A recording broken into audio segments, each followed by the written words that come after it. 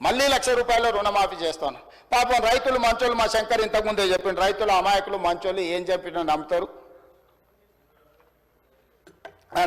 నమ్మి మోసపోతూ ఉంటారండి. నిజమే, రెండోసారి అదే జరిగింది అధ్యక్ష. మొదటిసారి మోసం చేసిన పాపం మొదటిసారి ఏమైందో లే, మరి రెండోసారి అన్న, మొదటిసారి దావతులలో సార్ మర్చిపోయినాం, రెండోసారి అన్న గుర్తు పెట్టుకొని చేస్తాడేమో అనుకొని రెండోసారి నమ్మి మళ్ళీ అధికారం ఇచ్చింది అధ్యక్ష.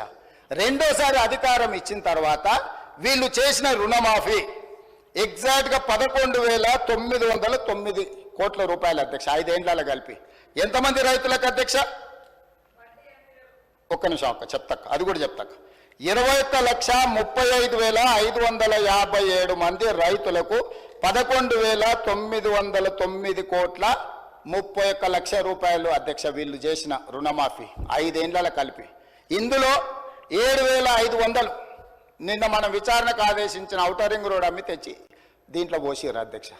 కాంగ్రెస్ పార్టీ కష్టపడి సంపాదించి లక్షల కోట్ల రూపాయల ఆస్తిని తయారు చేస్తే అర్ధరాత్రి పూట అప్పనంగా అమ్మేసి అవి తెచ్చి రైతుల ఖాతా, ఆఖరి నిమిషంలో రైతుల ఖాతా వేసి వీళ్ళు చేసిందంతా 11,909 కోట్ల 31 లక్షల రూపాయలు అధ్యక్ష. ఇందులో మిత్తి ఎంత పోయిందో తెలుసా అధ్యక్ష? 8,515 కోట్ల రూపాయలు కేవలం మిత్తికి పోయింది అధ్యక్ష. 5 సంవత్సరాల 2018 నుంచి 2023 5 సంవత్సరాల 21,35,557 మంది రైతులకు నికరంగా వీళ్ళు చేసిన రైతు రుణమాఫీ 3,384 కోట్ల రూపాయలు అధ్యక్ష. ఇది వాస్తవం, ఇవి నిక్కచ్చి లెక్కలు. నిజం చేదుగా ఉంటుంది, ఆ నిజాన్ని మింగడానికి వాళ్ళకు ఓపిక కావాలి, ధైర్యము కావాలా. మీరు చేసిన రెండవ విడత రుణమాఫీ 5 సంవత్సరాలలో 11,909 కోట్ల రూపాయలు అయితే ఇందులో మిత్తికి పోయింది 8,515 కోట్ల రూపాయలు. మీరు అస్సలు కట్టిందే లేదు, అసలు మాఫీ చేసిందే లేదు. మీ చరిత్ర ఇది. 2014 నుంచి 18 డిసెంబర్, 2018 డిసెంబర్ నుంచి 2019 డిసెంబర్ 7 తారీఖు వరకు, అంటే మా ప్రభుత్వం ఏర్పాటు చేసే వరకు మీరు చేసిన రుణమాఫీ ఇది. ఇక మా వరకు వస్తే అధ్యక్ష, ఎందుకంటే తెలంగాణ వచ్చినాక 3 విడతలుగా రుణమాఫీ జరిగింది అధ్యక్ష. 14 నుంచి 18, 18 నుంచి 23, 23 నుంచి 24, ఒక సంవత్సరంలో 10 ఏళ్లలో వాళ్ళు చేసిన రుణమాఫీ మిత్తిలు తీసేస్తే గుడిసున్న అవుతుంది అధ్యక్ష. మొదటిసారి 16,000, రెండవసారి 11,000, అంటే దాదాపుగా 10 ఏళ్లలో వాళ్ళు 27,000 కోట్ల రూపాయలు చేసిర్రు అధ్యక్ష. వాళ్ళు చేసిన ఒక 5-10 కోట్లు అక్కడ ఇక్కడ వేసుకుంటే 27,000 కోట్లు వాళ్ళు చేసిర్రు అధ్యక్ష. ఇక మా ప్రభుత్వం ఏం చేసింది, మన ప్రభుత్వం ఏం చేసింది అధ్యక్ష? ఈ లెక్క చెప్పాలి కదా మరి. ఇప్పుడు నేను ఈ లెక్క చెప్తేనే కదా వాళ్ళకు వాస్తవాలు, వాళ్ళకు కానీ ప్రజలకు కానీ తెలిసేది.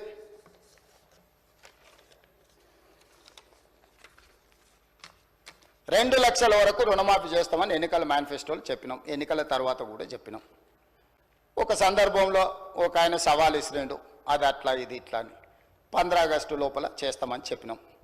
ఇవాళ మొదటి ఫేజ్ 1 లక్ష రూపాయల వరకు ఉన్న వాళ్ళందరికీ 18/7/2024 జూలై 18, 2024 11,34,412 మంది రైతులకు 6,034 కోట్ల 96 లక్షలు అధ్యక్ష. మళ్ళీ చెప్తున్నా, జూలై 18, 2024 నాడు మొదటి విడత 11,34,412 మంది రైతులకు 6,034 కోట్ల 96 లక్షలు మొదటి విడత రుణమాఫీ చేసినాం. 1,00,000 రూపాయల వరకు ఉన్న వాళ్ళని అందరినీ సింగిల్ స్ట్రోక్ లో కొట్టేసినాం అధ్యక్ష.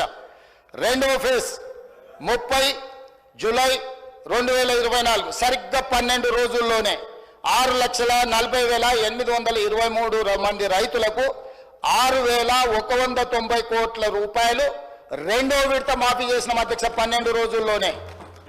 మూడో విడత అధ్యక్ష 15 ఆగస్టు నాడు, నేను విదేశాల్లో ఉంటే కూడా 15 ఆగస్టు మాట ఇచ్చినాం, 15 ఆగస్టు నాటికి ఖచ్చితంగా చెయ్యాలని వెనక్కి వచ్చి 13 తారీఖే భారతదేశానికి వచ్చి ఖమ్మం జిల్లాకు వెళ్ళి ఏ దేవుడు భద్రాద్రి రాముడి దగ్గర చెప్పినామో అదే జిల్లాలో లక్షల వేలాది మంది రైతుల సమావేశాన్ని పెట్టి 15 ఆగస్టు 2024 నాడు 4,46,832 మంది రైతులకు 5,644 కోట్ల 24 లక్షలు ఫేజ్ 3లో 2 లక్షల వరకు ఉన్న వాళ్ళందరికీ మాఫీ చేసినాం అధ్యక్ష.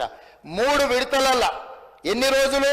సరిగ్గా 27 రోజుల్లో 3 విడతలల్లో 17,869 కోట్ల 21 లక్షల రూపాయలు 3 విడతల్లో 27 రోజుల్లో 2 లక్షల రూపాయల వరకు రుణమాఫీ చేసిన చరిత్ర ఈ భారతదేశంలో స్వతంత్రం వచ్చినప్పటి నుంచి ఇంక్లూడింగ్ కాంగ్రెస్ పాలిత రాష్ట్రాలలో కూడా చేయనంత గొప్ప రుణమాఫీ తెలంగాణ రాష్ట్రంలో మన ప్రభుత్వం ప్రజా ప్రభుత్వం చేసింది అధ్యక్ష. దీన్ని అభినందించాలి కదా అధ్యక్ష. మేం చెయ్యలేకపోయినాము, మేం వైఫల్యం చెందినాము, మీరు ఒక మంచి పని చేసిండ్రు, ఈ మంచి పనిని రైతులకు మేలు జరిగిందని అభినందించి వాళ్ళు ఏదైనా సూచన చేసి ఉంటే తప్పకుండా ప్రతిపక్షంగా వాళ్ళకి గౌరవం దక్కేది అధ్యక్ష. ఇదే కాకుండా కొంతమందికి రాలేదు, కొంతమంది నష్టపోయారు, కొంతమంది అంటే సాంకేతికంగా నేను ఆ రోజు చెప్పిన సాంకేతికంగా ఏదన్నా లోపాలు ఉన్నా బ్యాంకర్స్ మాకు సమాచారం అందించే దాంట్లో ఏదన్నా వ్యత్యాసం ఉన్నా తప్పకుండా వాటిని కూడా మళ్ళీ సర్దిద్దుకుంటాం. మాకు ఎలాంటి బేసజాలు లేవు, ఈ రైతులను ఆదుకోవడమే మా లక్ష్యము. రైతులు అడగలేదు, మేం చేస్తామని చెప్పినాము. మేము బాధ్యతగా జిమ్మేదారిగా ఫీల్ అవుతున్నామని చెప్పి 30/11 నవంబర్ 30 తారీఖు 2024 నాడు మహబూబ్ నగర్ జిల్లాలో నా సొంత జిల్లాలో 3,13,896 మంది రైతులకు 2,747 కోట్ల 67 లక్షలు 30 నవంబర్ నాడు మళ్ళీ రుణమాఫీ చేసిన అధ్యక్ష. మొత్తంగా మొదటి సంవత్సరంలో 25,35,963 మంది రైతులకు 20,616 కోట్ల 89 లక్షలు నా ప్రభుత్వం, మా ప్రభుత్వం, ప్రజా ప్రభుత్వం రైతు రుణమాఫీ చేసి రైతుల రుణం తీర్చుకున్నాం అధ్యక్ష. ఇది మా పనితనం, ఇది మేము రైతుల పట్ల చూపించిన ప్రేమ, ఆప్యాయత. ఈ రైతు ఎవరు అధ్యక్ష? మా కుటుంబం, మా తండ్రులు, మా తాతలు, మా ముత్తాతలు వ్యవసాయం చేసి భూమిని నమ్ముకొని ఈ భూమిలోనే పుట్టి ఈ భూమిలోనే కలిసిన మా కుటుంబాల కోసం మేం చేసిన పని అధ్యక్ష. ఇది మేము గొప్పతనం అనుకుంటలేం, మా బాధ్యత అనుకుంటున్నాం. ఇది ఒక భావోద్వేగం అధ్యక్ష. ఇది ఉద్యోగం లాంటి పని కాదు. వాళ్ళకి ఎవ్రీథింగ్ ఈజ్ ట్రాన్సాక్షనల్. వాళ్ళకి ప్రతిదీ వ్యాపారం, లావాదేవీలు ఇచ్చిపుచ్చుకోవడమే, వచ్చిందంతా పోయిందంతా వాళ్ళ వ్యవహారం. మేము అట్లా కాదు అధ్యక్ష. రైతు అంటే మాకు ఒక అనుబంధం, ఒక బంధం, మా కుటుంబం, మాది భావోద్వేగం అధ్యక్ష ఈ రైతు రుణమాఫీ. అందుకే అన్ని ఆపి నిజంగానే ఇదే రుణమాఫీ నేను 5 ఏళ్ల తర్వాత చేస్తే ఈ 21,000 కోట్ల రూపాయలకు 50,000 కోట్లు అయితే అధ్యక్ష పెరిగి. ఎందుకు మిగతా అన్ని కూడా కడుపు కట్టుకొని మిగతా కొన్ని అభివృద్ధి కార్యక్రమాలు కూడా ఆపుకొని ఈ రైతులకు ఎందుకు మొదటి సంవత్సరంలోనే వస్తేనే ఎందుకు రుణమాఫీ మీద పెట్టినా అంటే ఇప్పుడే రుణమాఫీ చేస్తే రైతు నెత్తి మీద మిత్తిల భారం పడదు అధ్యక్ష.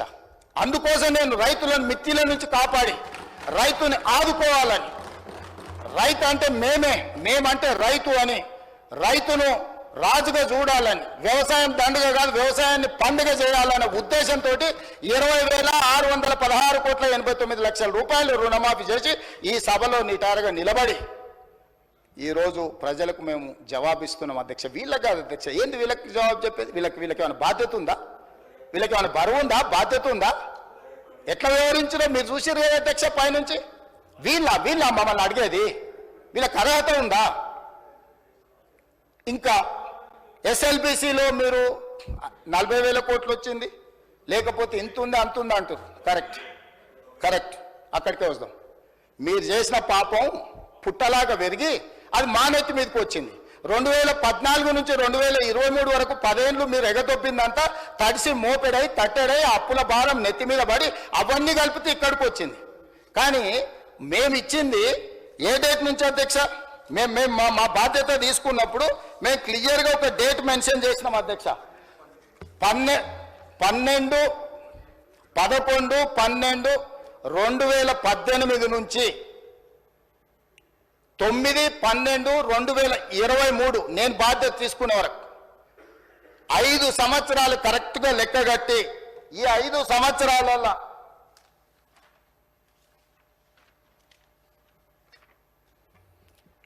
12th December 2018 to 9th December 2023 సరిగ్గా ఈ 5 సంవత్సరాల మధ్యలో రైతులు తీసుకున్న లోన్లను మాత్రమే పరిగణలోకి తీసుకున్నాం. జీవోలు అదే చెప్పినాం అధ్యక్ష.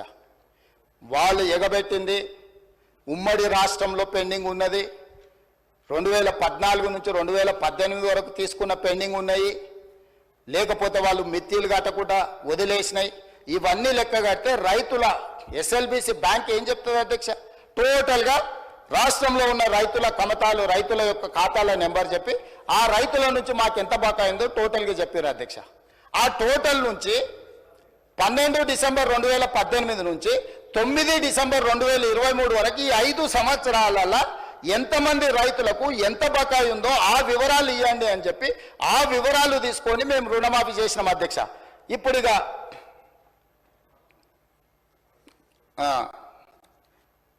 చంద్రశేఖరరావు గారు ఈ సభలోనే చెప్పిండు అనుకుంటా అధ్యక్ష, ఇది మొత్తము రైతుల రుణాలను ఒకేసారి మాఫీ చేయలేము, 8,000 కోట్ల రూపాయలు కావాలి, మా దగ్గర నల్ల డబ్బు లేదు అంటే ప్రభుత్వంలో లేదని వాళ్ళ దగ్గర లేదని అనుకునేవి అధ్యక్ష. స్విస్ బ్యాంక్ కూడా అప్పియగలిగినంత శక్తి వచ్చింది అధ్యక్ష.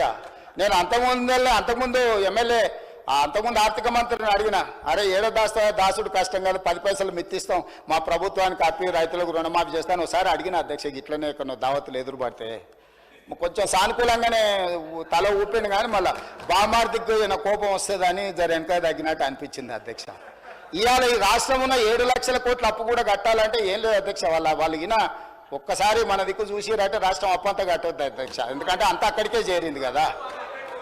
సో రైతులకు ఇవ్వడానికి 8,000 కోట్ల రూపాయలు కూడా నా దగ్గర లేవు అని చెప్పి ఈరోజు రైతుల కోసమే మేము బ్రతుకుతున్నాం, రైతుల కోసం మేము ప్రాణాలు ఇస్తాం, రైతుల కోసం మా కిడ్నీలు కూడా ఇస్తాం. ఏంది అధ్యక్ష, మీరు ఒకవేళ ఇచ్చినా కూడా మీకున్న షుగర్ లెవెల్స్కి అవి పనికిరావు అధ్యక్ష. ఒకవేళ మీరు ఇద్దామని ముందుకు వచ్చినా ఆ పరిస్థితి లేదు తీసుకోవడానికి.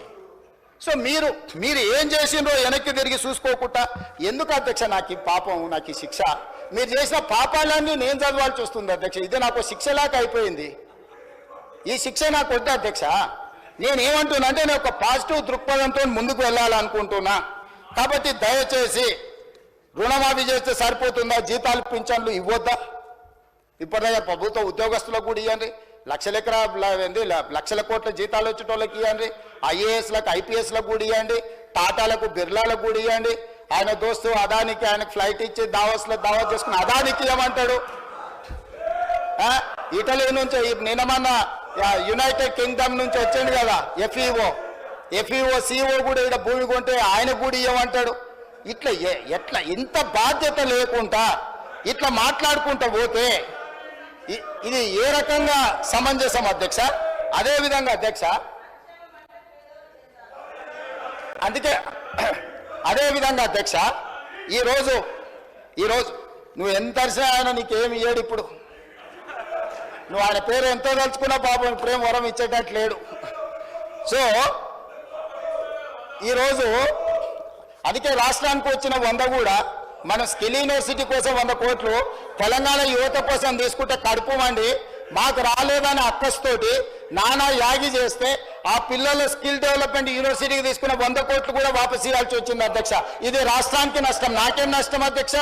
నేను చెప్పిన ఇది రాష్ట్రానికి తీరని నష్టం జరుగుద్ది, రాష్ట్రానికి తీరని నష్టం జరుగుద్ది అని చెప్పిన అధ్యక్ష. అందుకోసమని ఇవాళ వీళ్ళు ఈ రకంగా మాట్లాడిండ్రు అధ్యక్ష. ఈరోజు మిగతా 2 లక్షల పైన ఉన్న వాళ్ళ గురించి కూడా మా మిత్రుడు శంకర్ అది కూడా చేస్తే బాగుంటుంది అని మేము ముందే చెప్పినాం అధ్యక్ష. అసలు మా ఎన్నికల మేనిఫెస్టోలో ఏముందో ఒకసారి చూడమని చెప్తున్నా. నేనేమన్నా 2 లక్షల వరకు ఎవరి రైతులకైతే అప్పు ఉందో అప్పు తీరుస్తామన్నాం.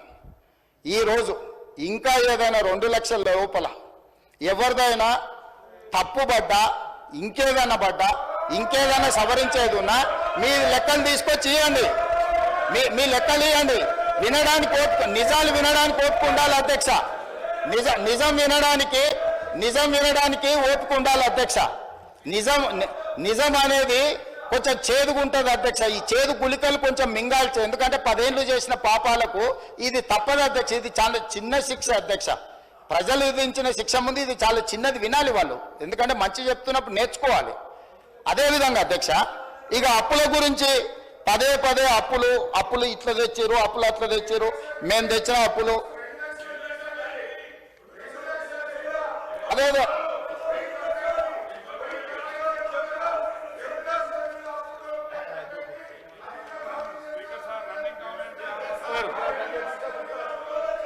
హరీష్ రావు గారు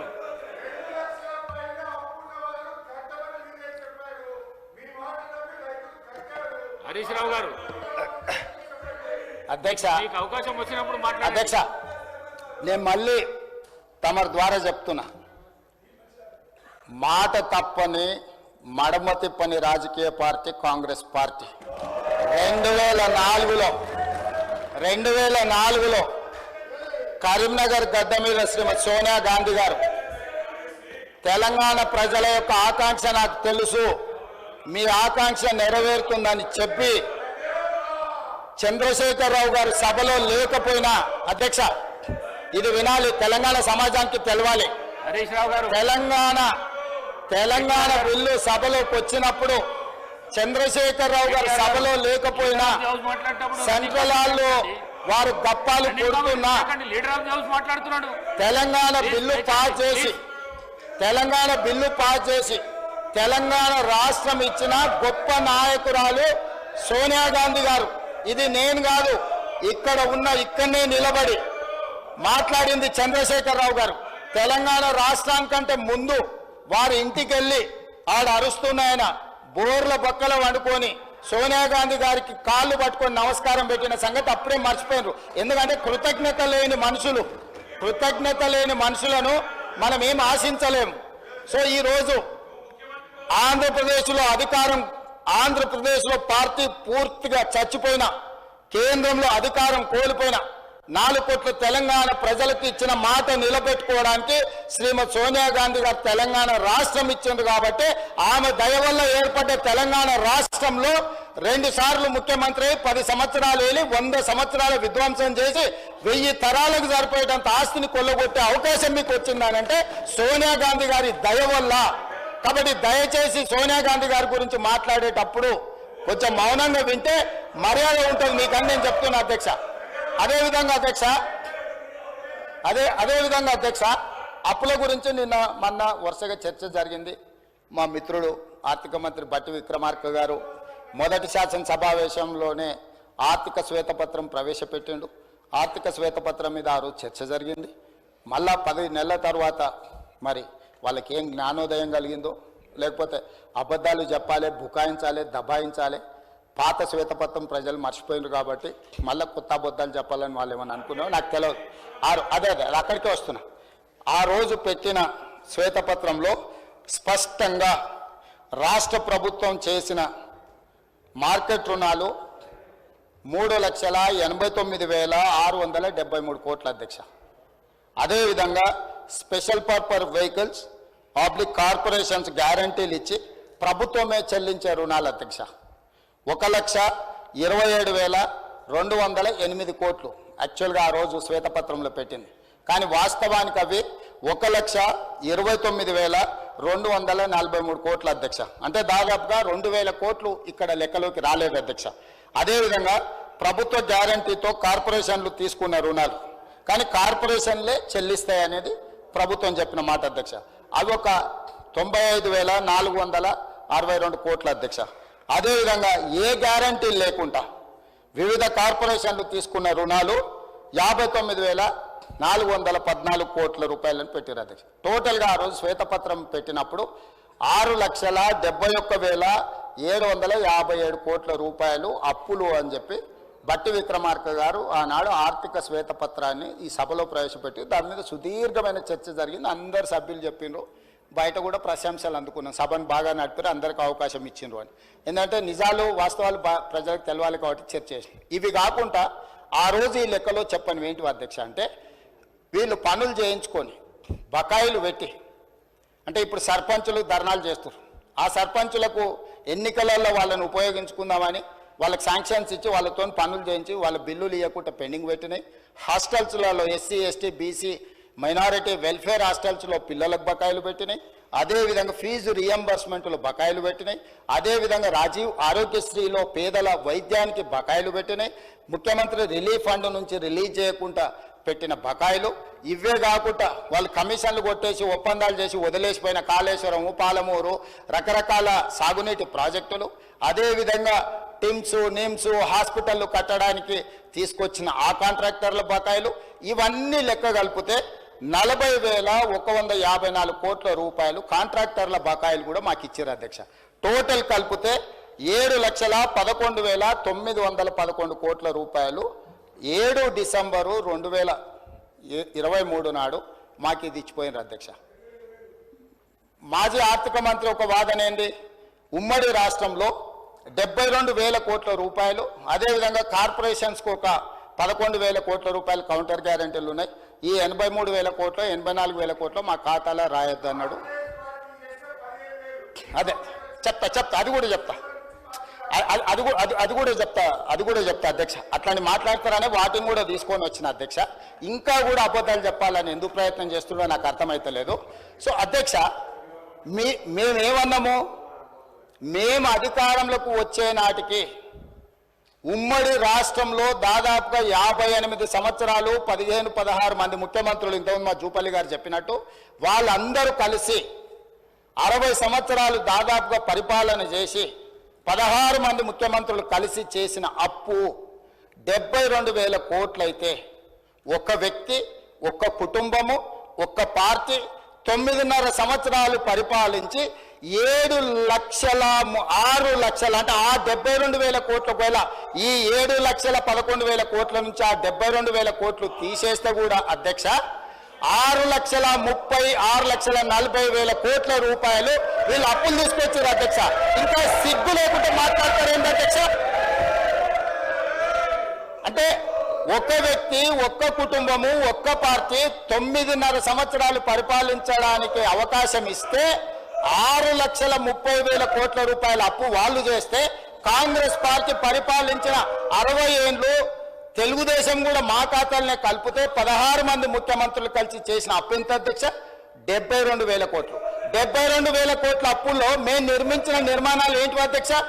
నాగార్జున సాగరు, శ్రీశైలము, భీమా, నెట్టంపాడు, కోయిల్ సాగరు, కల్వకుర్తి, శ్రీరామ్ సాగరు, జూరాల, మన దేవాదుల ఎత్తిపోతల, అదేవిధంగా ఎల్లంపల్లి శ్రీపాద, ప్రాణహిత చేవెళ్లలో అప్పటికే 10-12,000 కోట్ల రూపాయలు ఖర్చు పెట్టి, ఇవే కాకుండా హైదరాబాద్కు గోదావరి కృష్ణానది జలాలు, ఔటర్ రింగ్ రోడ్డు, అంతర్జాతీయ ఎయిర్పోర్టు, మెట్రో రైలు, ఐటీ కంపెనీలు, ఇట్లా ప్రపంచానికి ఆదర్శంగా నిలబడే విధంగా విశ్వనగరంగా హైదరాబాదును మేము అభివృద్ధి చేసినాం అధ్యక్ష.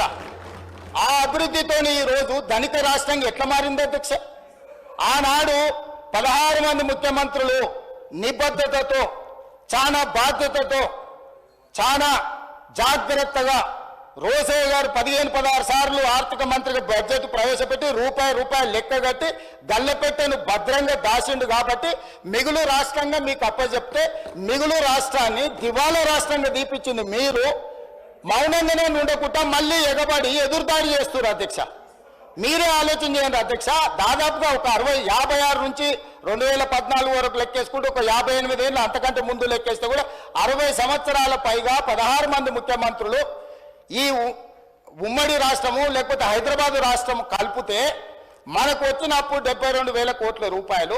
మనం కట్టిన కండ్ల ముందలు ఉన్నాయి కదా అధ్యక్ష, ఎస్ఎల్బిసి టన్నెలు 32 కిలోమీటర్లు ఆ రోజుకే తొవ్వీరు వెంకటరెడ్డి గారు తీసుకొచ్చిన ప్రాజెక్టులు.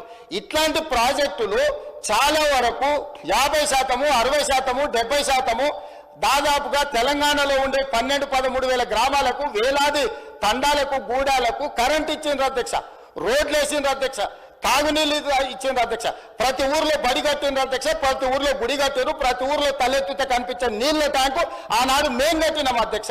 ఏ గ్రామానికైనా రోడ్డైనా, గుడైనా, బడైనా, తాగడానికి నీళ్ళైనా, నీళ్ళ ట్యాంక్ అయినా, ఏ కరెంట్ అయినా, ఏదైనా ఆ 60 ఏళ్లలో మేము ఇచ్చి మేము మీకు అప్పచెప్పిన రాష్ట్రము 72,000 కోట్ల రూపాయలు అప్పు అయితే ఏమీ ఇవ్వకుండా మీరు చేసింది ఏందో 10 ఏళ్లలో కూలేశ్వరం కట్టారు. మేము 38,000తో మేము మొదలు పెడితే 1,50,000 కోట్లు చేసిరు. 1,50,000 కోట్లలో ఇప్పటికీ 1,02,000 కోట్లు కాంట్రాక్టర్లకు పేమెంట్ ఇచ్చారు. ఎన్ని ఎకరాలకు నీళ్ళు ఇచ్చిండ్రో తెలుసా అధ్యక్ష? కాళేశ్వరం శ్వేతపత్రం ప్రవేశపెట్టిన ఉత్తమ్ కుమార్ రెడ్డి గారు 50,000 ఎకరాలకు నీళ్లు ఇచ్చారు అధ్యక్ష కాళేశ్వరం నుంచి. 1,02,000 కోట్ల రూపాయలకు కాంట్రాక్టర్లకు బిల్లులు చెల్లించిన ఘనత వహించిన కూలేశ్వరం అందించిన నీళ్లు నికరంగా 50,000 ఎకరాలు. కరెంటు బిల్లు 11,000 కోట్లు 10,000 కోట్లు అయింది. మరిగా విద్యుత్ శాఖ మంత్రి వచ్చినాక ఆ లెక్కలు తీస్తాడు. అంటే ఆ 50,000 ఎకరాల పండించిన పంట కరెంటు బిల్లు కూడా సరిపోదు అధ్యక్ష. రైతుకి ఇచ్చుడు ఇచ్చిపెట్టు, రైతుకు కనీస మద్దతు ధర కానీ రైతుకు బోనస్ ఇచ్చిపెట్టు. ఆ 50,000 ఎకరాలలో పండించిన పంట మొత్తం అమ్మి తీసుకొచ్చి కడితే కూడా వీళ్ళు లిఫ్టుల కోసం ఖర్చు పెట్టిన కరెంటు బిల్లుకు సరిపోదు అధ్యక్ష. ఇది వాళ్ళు సాధించిన ఘనత గొప్పతనం. ఇంకా బుకాయించడము, దబాయించడము, ఎదురుదాడి చేయడము, స్పీకర్ స్థానం మీద దాడి చేయడము, ఏమి బెదిరింపు రాజకీయాలు ఎంతకాలం నడుస్తాయి అధ్యక్ష? ఇట్లనే బెదిరిస్తే నిజాం ఏమైంది అధ్యక్ష? కాసిం రిజ్వీ ఏమైంది అధ్యక్ష? గిట్లనే చేస్తే ఎక్కడికి పోయారు బ్రిటిషర్స్? ఎక్కడికి పోయారు అధ్యక్ష గిట్లనే చేస్తే? ఏంటి అధ్యక్ష ఇది? అధ్యక్ష అందుకే నేనేమంటున్నా, మిత్రుడు ఇంకో మాట చెప్పిండు, మీరు వచ్చిన 11 నెలల్లో 1,27,000 కోట్ల రూపాయలు అప్పు చేసిండని చెప్పిండు మిత్రుడు. సంతోషం. లెక్క నుంచి అన్నదేని ఆయన సోర్స్, ఆయన ఇష్టం. ఆయన సోర్స్ ఏందని నేను అడుగుతలేను. నేను ఆయన సోర్స్ ఏందని అడుగుతలేను. నేను వారికి అప్పచెప్పినప్పుడు ఒక్క నిమిషం ఓపిక పట్టురు. నిన్న రోజుల కొద్ది మీరు మాట్లాడిన ఒక్క మాట కూడా నేను మాట్లాడలే. నేను ఇయ్యలే. నేనేమంటున్నా అంటే గుడ్ ఆయన ప్రవేశపెట్టిన మొత్తం కాగితాల యొక్క స్పిరిట్ అర్థం చేసుకుంటే మీరు ఇట్లా వితండవాదం చేయకపోయి ఉండేటోళ్ళు. 1,27,000 కోట్ల రూపాయలు అప్పు చేసినామని వారు చెప్పిండ్రు అధ్యక్ష. వారు చెప్పిందే మనం వాస్తవం కింద తీసుకుందాం. వారు చేసిన అప్పు, వారు ఇచ్చిపోయిన అప్పు 7,11,000 కోట్ల రూపాయలు వారు ఇచ్చింది. అదేవిధంగా మేము చేసిన అప్పు 1,27,000 కోట్ల రూపాయలు. రెండు కలిపితే రాష్ట్రం అప్పు ఎంత ఉండాలి అధ్యక్ష? రెండు కలిపితే రాష్ట్రం అప్పు 8,38,911 కోట్లు ఉండాలి అధ్యక్ష. డిసెంబర్ 7, 2023 నాడు ప్రభుత్వాన్ని మాకు వారు అప్పగించినప్పుడు ఉన్న అప్పు, కాంట్రాక్టర్ల బిల్లులు కావచ్చు, కార్పొరేషన్ల పేర్ల మీద తీసుకున్న లోన్లు కావచ్చు, FRBM పరిధిలో తెచ్చిన అప్పు కావచ్చు, అన్ని లెక్క కడితే 7,11,911 కోట్ల అధ్యక్ష. అదేవిధంగా మేము చేసిన అప్పు, హరీష్ రావు గారు మేము చేసినామని చెప్తున్న అప్పు 1,27,000 కోట్ల రూపాయలు. ఈ రెండు కూడితే 8,38,911 కోట్ల రూపాయలు అప్పు కావాలి అధ్యక్ష. అంతే కదా? మరి ఇవాళ రాష్ట్ర ప్రభుత్వం యొక్క అప్పు, రాష్ట్ర ప్రభుత్వం ఈ రోజు 18/12/2023 అంటే ఇవాళ 20 తారీఖు వచ్చినాం, 2 రోజులను తీసేస్తే 18/12/2023 నాడు ఈ రాష్ట్ర ప్రభుత్వం మీద ఉన్న అప్పు 7,22,788 కోట్లు. నేను అధికారికంగా ఈ సభలో లెక్క చెప్తున్నా. 18/12/2023 నాటికి తెలంగాణ రాష్ట్రంలో అన్ని 24 18/12/2024 అంటే 2 రోజుల క్రితం వరకు తెలంగాణ రాష్ట్రం మీద ఉన్న అప్పు 7,22,788 కోట్లు. నేను ఇప్పుడు తమరి ద్వారా వారిని అడుగుతున్నా అధ్యక్ష, మేము 1,27,000 కోట్ల రూపాయలు అప్పు చేసి రాష్ట్ర ప్రజల నెత్తి మీద మేము మోపితే ఆ అప్పు 8,38,000 పైచిలుకు కోట్ల రూపాయలు ఉండాలి. 8,38,911 కోట్లు ఉండాలి. కానీ ఈరోజు రాష్ట్ర ప్రభుత్వం మీద ఉన్న అప్పు 7,22,000 కోట్ల రూపాయల 788 కోట్ల రూపాయలు ఉంది అధ్యక్ష. మరి మిగతా 1,20,000 కోట్లు, దాదాపుగా 1,00,000 కోట్లు ఎక్కడికి పోయినాయి అధ్యక్ష? ఎక్కడికి పోయినాయి? వాళ్ళు చేసిన అప్పు అసలు మిత్తి కట్టడానికి మేము ప్రభుత్వాన్ని అప్పచెప్పినప్పుడు ప్రతి నెల రాష్ట్ర ప్రభుత్వానికి ఉన్న సంవత్సరానికి భారము అప్పులు కట్టాల్సింది 6,500 కోట్లు. ఇవాళ వాళ్ళు మాకు అప్పచెప్పేటప్పటికి ప్రతి నెల 6,500 కోట్లు. ఆనాడు సంవత్సరానికి చెల్లించాల్సిన కిస్తు ఈ రోజు ప్రతి నెల చెల్లించాల్సి వస్తుంది. 1,27,000 కోట్ల రూపాయల అప్పులు తెచ్చి మేము గజ్వేల్లో ఫామ్ హౌజులు కట్టుకోలే, జన్వాడల ఫామ్ హౌజులు కట్టుకోలేదు, మోయినాబాద్లో ఫామ్ హౌజులు కట్టుకోలేదు, లేకపోతే ధరణిలో మేము భూములను కబ్జా పెట్టుకోలే. ఎక్కడికి పోయినా అధ్యక్ష వాళ్ళు చేసిన పాపం, వాళ్ళు 10 ఏళ్ళ బొచ్చడు తప్పులు పుట్టెడు అప్పులు. వాళ్ళు చేసిన తప్పులను సరిదిద్దడానికి, వాళ్ళు తెచ్చిపెట్టిన అప్పులను కట్టడానికి, అప్పులు కట్టడానికి మళ్ళా అప్పులు చేయాల్సి వచ్చింది అధ్యక్ష. వాళ్ళు చేసిన అప్పులకు మిత్తిలు కట్టాలంటే మళ్ళా బ్యాంకులో పోయి తేవాల్సి వచ్చింది అధ్యక్ష. ఇవాళ మేము ఎన్ని 1,00,000 కోట్లు తెచ్చినా, 1,27,000 కోట్లు తెచ్చినా, వాళ్ళు పెట్టిన పాపం, వాళ్ళు పెట్టిన పాపాల పుట్టను తిరిగి చెల్లించడానికి తల తాకట్టు పెట్టి ఈరోజు మేము పేద రైతులకు ఈరోజు రైతు భరోసానో, లేకపోతే వారు కోరుకుంటున్న కౌలు రైతులకో, ఇంకొకరికో, లేకపోతే మహిళలకు ఇస్తున్న డబ్బులు ఎందుకు ఇవ్వలేకపోతున్నాం అధ్యక్ష? ఫీజు రియంబర్స్మెంట్ ఎందుకు సమయానికి ఇవ్వలేకపోతున్నాం? హాస్టల్ బిల్లులు ఎందుకు సమయానికి మేము కట్టలేకపోతున్నాం? ఎందుకు తులం బంగారము కళ్యాణ లక్ష్మి షాది ముబారక్లో ఇవ్వలేకపోతున్నాం? ఇవన్నిటికీ ఉన్న ఆదాయం మొత్తం, తెస్తున్న అప్పులు మొత్తం వాళ్ళు చేసిన పాపాలకు చెల్లించడానికి పోతుంది అధ్యక్ష. ఇదే 1,27,000 కోట్లు, ఇదే 1,27,000 కోట్లు నా దగ్గర ఉంటే, వాళ్ళు చేసిన పాపాలకు, వాళ్ళ తప్పులకు, వాళ్ళ అప్పులకు చెల్లించే భారం నా మీద పడకపోయి ఉంటే, ఈ 1,27,000 కోట్లతోని తెలంగాణ రాష్ట్రంలో అద్భుతాలు సృష్టించేటోని అధ్యక్ష. నేను ఏ రైతు కూడా అన్ని పండించిన పంటలకు గిట్టుబాటు ధర ఇచ్చి ఉండేటోని అధ్యక్ష ఉండుంటే, ఏ పిల్లవాడికి కూడా ఫీజు రియంబర్స్మెంట్ ఒక్క రోజు కూడా బకాయి లేకుండా చెల్లించటోని అధ్యక్ష.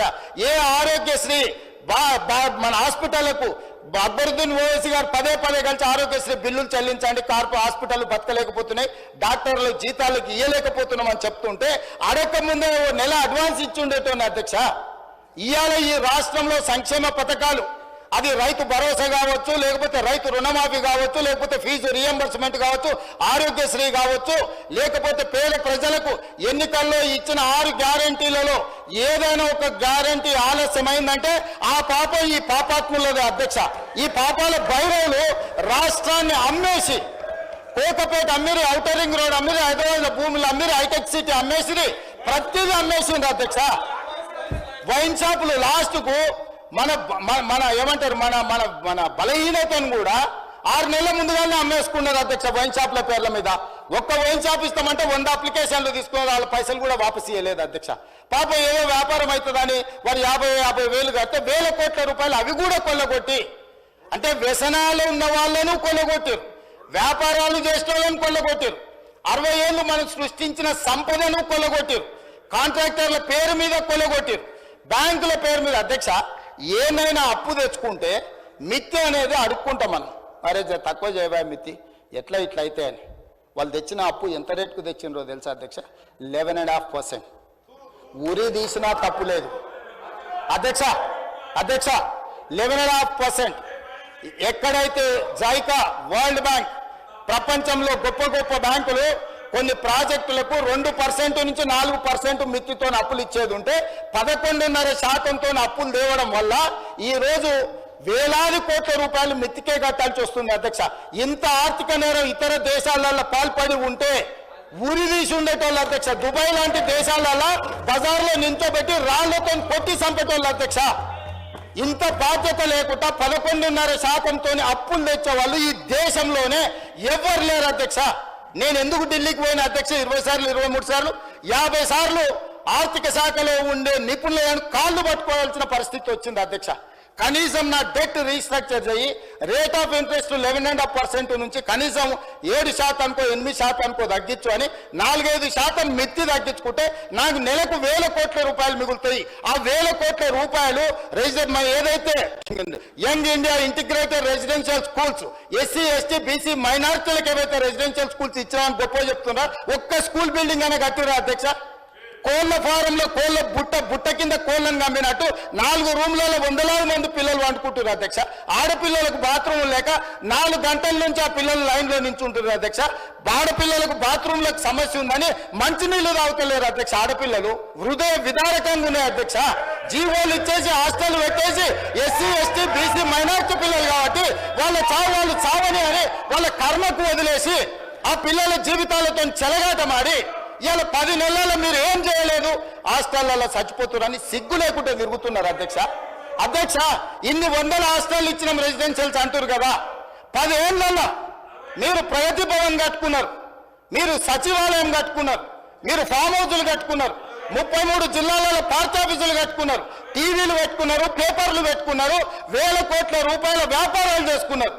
కానీ ఆ పేదోళ్ళ పిల్లలు చదువుకొని హాస్టల్స్ కట్టిరా అధ్యక్ష? కట్టిరా అధ్యక్ష? లక్షలాది పిల్లలు అధ్యక్ష, మన పిల్లలు అధ్యక్ష. ఎవరి పిల్లలు అధ్యక్ష? వాళ్ళు మీకు అధికారం కట్టబెట్టిన వాళ్ళ తల్లిదండ్రులు కాదా? వాళ్ళు మన కుటుంబ సభ్యులు కదా?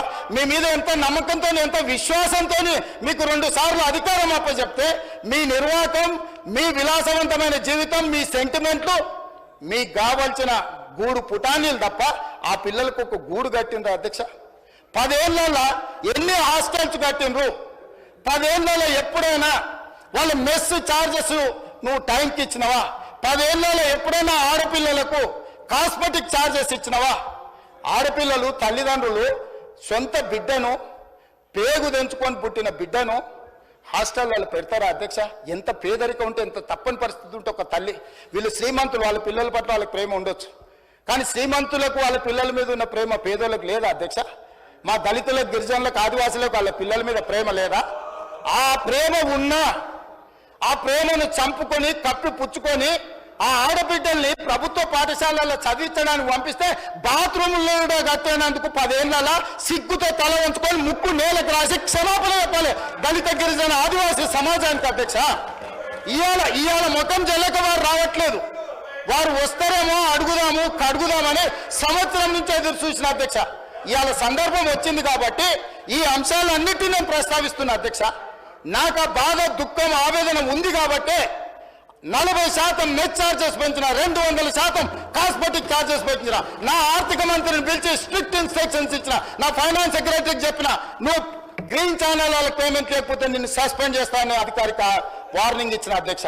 ఇది నా నిబద్ధత. నీలాక కాంట్రాక్టర్ల కోసం, కమిషన్ల కోసం ఔటర్ రింగ్ రోడ్ అమ్ముడు, లేకపోతే కోకాపేట్ల భూములు అమ్మి కాంట్రాక్టర్లకు ఇచ్చి కమిషన్లు పెట్టలే అధ్యక్ష. ఇవాళ నా నిబద్ధతను నువ్వా క్వశ్చన్ చేసేది? మీ స్థాయి ఎంత, మీరెంత నా గురించి మాట్లాడడానికే? ఇవాళ పరిపాలన మీద నాకా మీరు చదువు చెప్పేది? 10 ఏళ్ళు సర్వనాశనం చేసి, రాష్ట్రాన్ని తాకట్టు పెట్టి, రాష్ట్రాన్ని బొందరగడ్డ వేసి, 50-60 లక్షల మంది స్టూడెంట్ జీవితాలతో చెలగాటమాడి, పోటీ పరీక్షలు పెట్టకుండా, బడులు జరపకుండా, 10వ తరగతి పరీక్షలు నిర్వహించలేని సన్నాసులు, 12వ తరగతి పరీక్షలు పేపర్లు దిద్దలేని సన్నాసులు, పబ్లిక్ సర్వీస్ కమిషన్ క్వశ్చన్ పేపర్ల లీకులు, మీరా వచ్చి నాతో మాట్లాడేది అధ్యక్ష. అందుకే అధ్యక్ష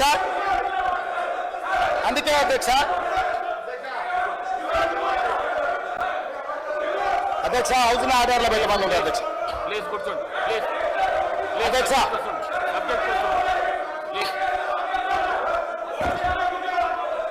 అధ్యక్ష ఇంతకుముందే అధ్యక్ష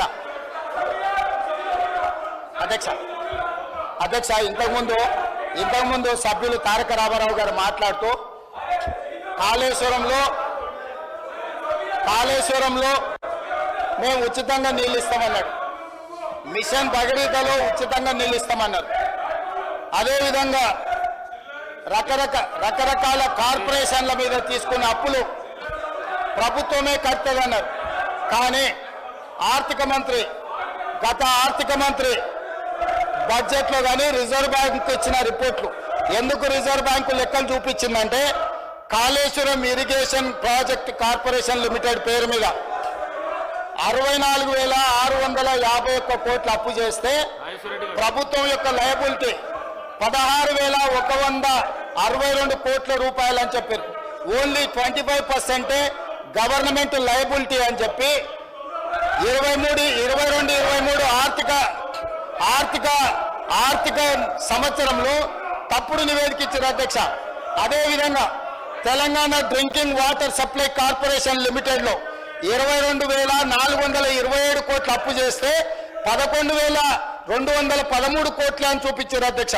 అదేవిధంగా షీప్ డెవలప్మెంట్ కార్పొరేషన్ కింద 1,314 కోట్లు అప్పు చేస్తే 65 కోట్లు మాత్రమే మా బాధ్యత అని, ఇట్లా మొత్తం 19 కార్పొరేషన్ల అధ్యక్ష Telangana state water resources infrastructure development corporation limited, discoms, Telangana housing corporation limited, TG road development corporation limited, HMW SSB corporation, TG road transport corporation, sheep development corporation, Telangana urban finance and infrastructure development corporation limited, TS power corporation limited, TG fishermen cooperative societies federations limited, Telangana industrial infrastructure corporation, ITE and C fibre grid corporation, police housing corporation, horticulture development corporation, Hyderabad metro rail limited, Telangana dairy development cooperative federation limited, greater Hyderabad municipal corporation limited.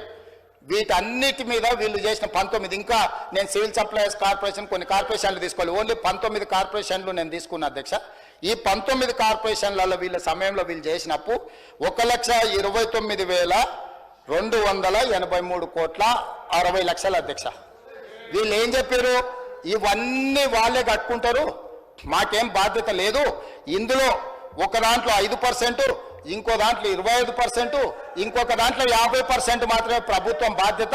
ఆ లెక్క ప్రకారము 38,867 కోట్ల రూపాయలని మాజీ ఆర్థిక మంత్రి గారు బడ్జెట్లో చూపించారు. ఈ బడ్జెట్లో ఉన్న కాపీలు తీసుకెళ్లి reserve bank as it is where it is report ఇచ్చింది. వేరాస్ 1,29,243 crores ఉన్న కార్పొరేషన్ల అప్పును వీళ్ళు తగ్గించి చూపించి 38,867 crores చూపించడంతో దాదాపుగా 80,000 కోట్ల